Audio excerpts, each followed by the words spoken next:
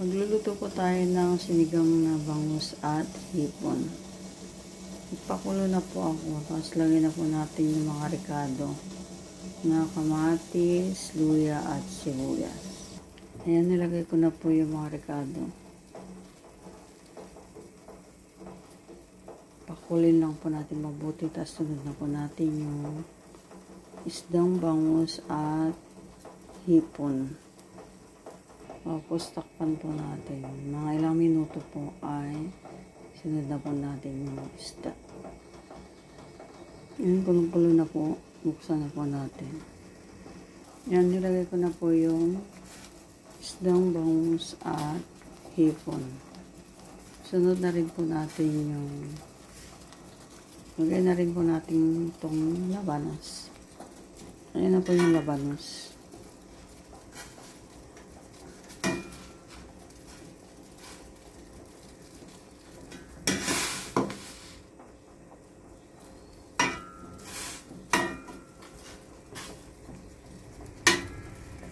Tapos takpan po ulit natin.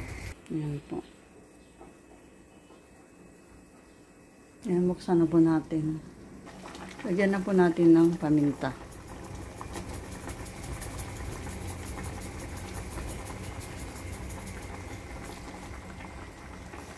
Lagyan na rin po natin ng asin.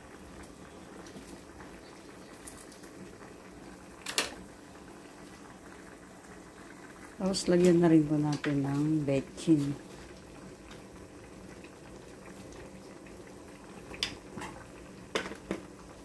Tapos lagyan na po natin yung kulay ng sitaw.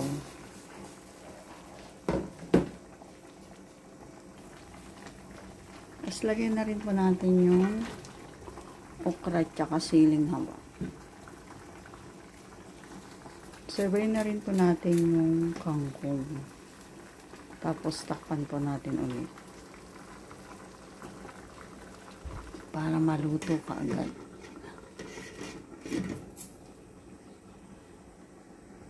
Yan, buksan na po natin. Tapos lagyan po natin ng siling manghang.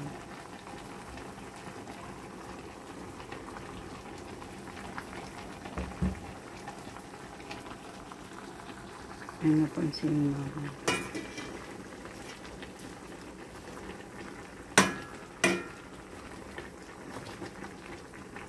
Yan na po yung sinigang.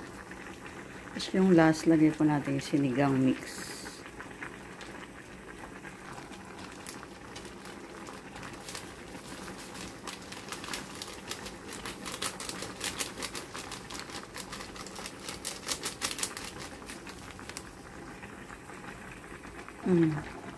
Ayan na po yung sinigang na bangus at hipon. Luto na po yan. Kain na po tayo. Thank you for watching. Bye-bye. Sinigang na bangus at hipon.